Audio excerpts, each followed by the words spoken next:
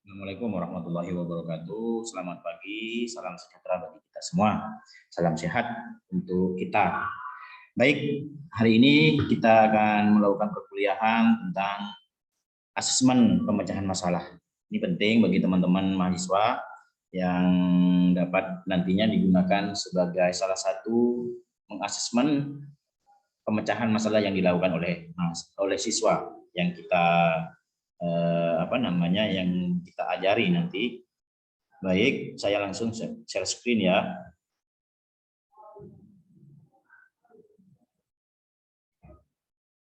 Oke.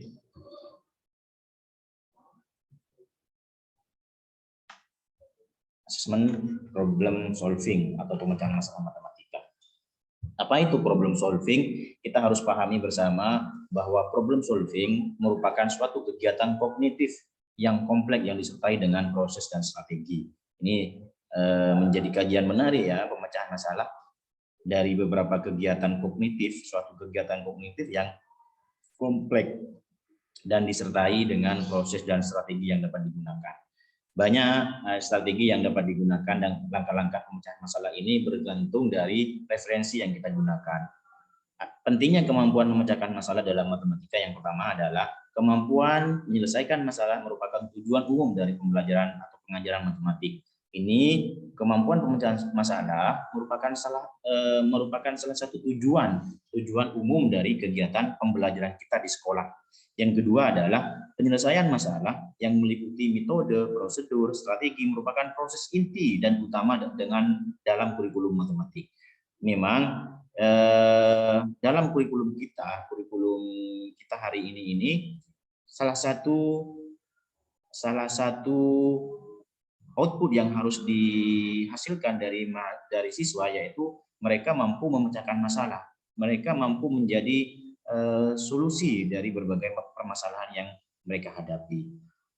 Yang ketiga, kemampuan pemecahan masalah ini yang ketiga adalah penyelesaian masalah merupakan kemampuan dasar dalam belajar kita.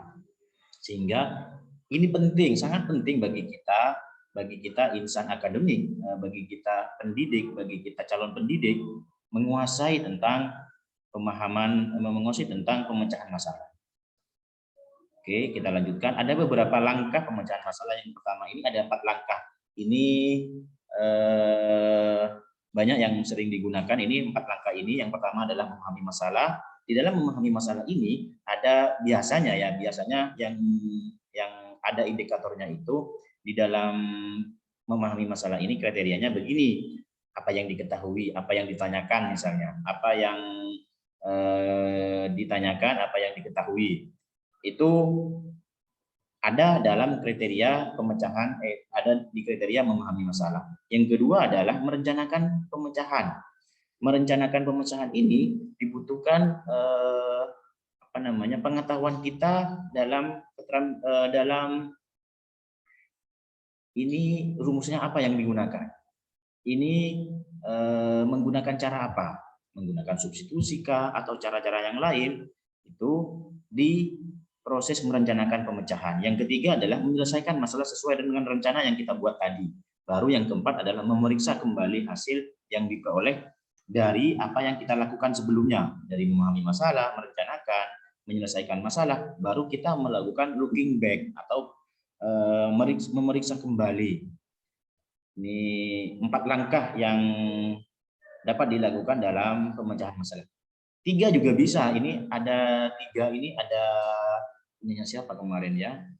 Saya baca itu di salah satu artikel 3 kegiatan pemecahan masalah. Ada yang juga yang 5 pemecahan masalah. Ini bergantung referensi kita yang digunakan nantinya. Oke, indikator pemecahan masalah menurut NCTM ini mengidentifikasi unsur-unsur yang diketahui, itu yang pertama, yang ditanyakan, dan kecukupan unsur yang diperlukan. Itu yang pertama. Yang kedua adalah merumuskan masalah matematik atau menyusun model matematika. Nah, merumuskan ini sama halnya dengan merencanakan masalah matematik atau menyusun model matematikanya. Mau dibuat seperti apa? Yang ketiga, menerapkan strategi untuk menyelesaikan berbagai masalah dalam atau di luar matematika.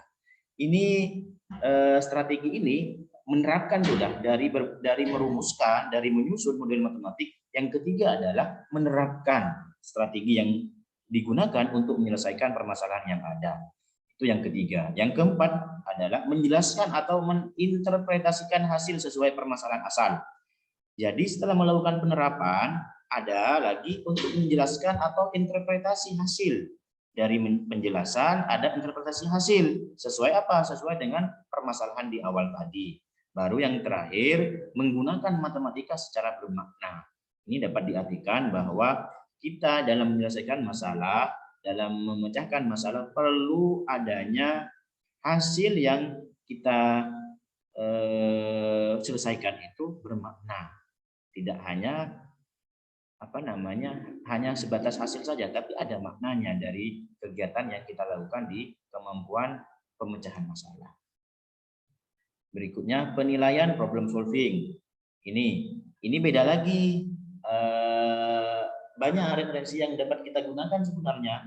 Yang saya jelaskan hari ini adalah penilaian problem solving. Hal yang perlu diperhatikan dari penilaian problem solving yaitu yang pertama adalah fluensi. Fluensi ini terkait dengan beberapa banyak solusi yang dapat diraihkan oleh siswa. Siswa itu jangan dituntut oleh satu permasalahan, satu jawaban saja, satu solusi saja, tapi tuntutlah mereka dengan banyak cara sehingga proses berpikir anak itu akan berjalan lebih baik kalau dilakukan dengan banyak cara. Makanya hal yang pertama adalah fluensi. Terkait dengan berapa banyak solusi yang dapat dihasilkan oleh siswa. Yang kedua adalah flexibility. Flexibility ini terkait dengan berapa banyak ide matematis yang berbeda dapat ditemukan oleh siswa. Flexibility ini. Yang ketiga adalah originality. Terkait dengan derajat keoriginalitas atau keaslian ide siswa. Dia nyontoh enggak?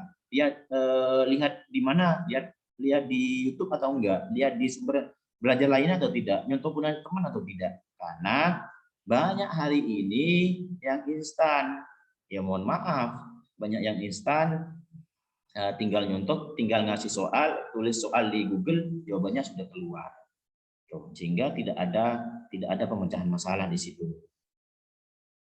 Definisi jenis soal, ini kita informasikan bahwa ada beberapa jenis soal. Yang pertama adalah close, open middle, open-minded. Yang close ini soal yang mempunyai satu jawaban benar atau satu cara untuk mendapatkan jawaban itu. Itu satu namanya soal close, satu cara saja untuk menyelesaikan permasalahan itu. Yang kedua adalah soal middle, open middle, yaitu soal yang mempunyai satu jawaban benar, tapi banyak cara untuk mendapatkan jawaban tersebut.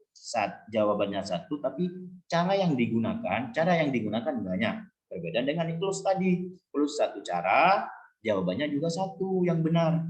Itu soal close. Soal yang middle, open middle ini mempunyai satu jawaban benar, tapi banyak cara yang dapat kita gunakan. Yang ketiga, soal open ended, yaitu soal yang mempunyai beberapa jawaban benar dan banyak cara untuk mendapatkan soal tersebut, mendapatkan jawaban dari soal tersebut.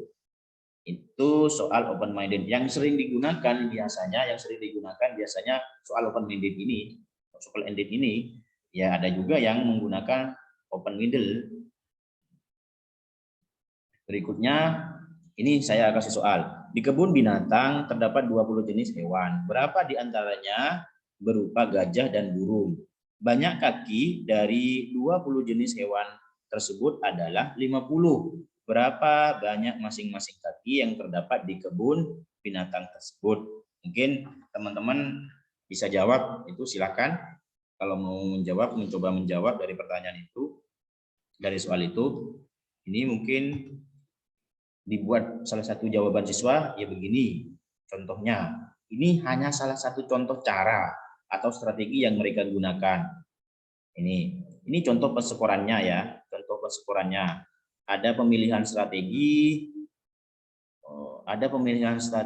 pemecahan masalah, ada proses, ada jawaban akhir. Kalau dia tepat, dapat nilai 10, tidak tepat 5, tidak ada respon 0. Seluruhnya benar 10, ada kesalahan 7, tidak ada respon 0. Benar 5, jawaban akhir salah 2, tidak ada 0. Skor maksimal 25. Ini hanya salah satu contoh untuk bagaimana kita melihat atau menilai atau mengasesmen dari pemecahan masalah yang diberikan kepada siswa, yang dihasilkan oleh siswa.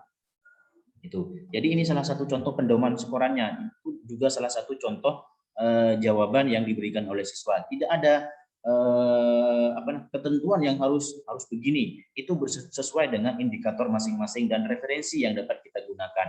Karena referensi itu juga menjadi bukti bahwa kita menggunakan pensukarannya, pedoman pensukarannya dari referensi yang kita gunakan.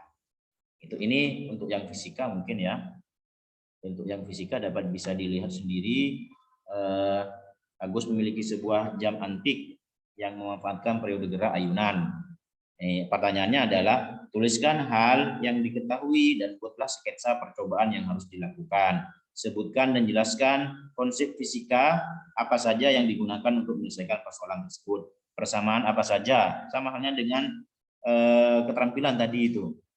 Apa kesimpulan yang dapat kamu berikan, apa yang harus dilakukan Agus agar gerakan bandul jam antiknya lebih cepat. Ini bisa menjadi contoh dari kita melaksanakan asesmen problem solving atau pemecahan masalah. Begini untuk teman-teman, nanti bisa Google sendiri ya, di Google itu searching sendiri terkait beberapa langkah yang harus kita lakukan dalam pemecahan masalah. Salah satunya saya berikan di sini. Ada 3, ada yang 4, ada yang 5. Tuh. Dari bagaimana kita melakukan asesmen pemecahan masalah. Adanya penilaian pemecahan masalah matematika siswa, guru dapat mengetahui kemampuan dan kesulitan siswa sehingga guru dapat memperbaiki kualitas proses belajar mengajar sehingga tujuan utama dari pembelajaran itu tercapai. Karena dengan adanya penilaian dari pemecahan masalah, guru itu dapat mengetahui kemampuan anak ini sejauh mana, kesulitan yang dia hadapi ini seperti apa yang perlu kita perbaiki, apa yang perlu kita lakukan remedial misalnya dari soal yang kita berikan, sehingga dengan langkah-langkah itu dapat memperbaiki kualitas belajar yang pada endingnya dapat menjawab tujuan utama dari pembelajaran. Begitu anak-anak. Terima kasih, hanya itu yang dapat saya sampaikan pada pertemuan hari ini. Semoga bermanfaat. Kurang lebihnya mohon maaf. Assalamualaikum warahmatullahi wabarakatuh.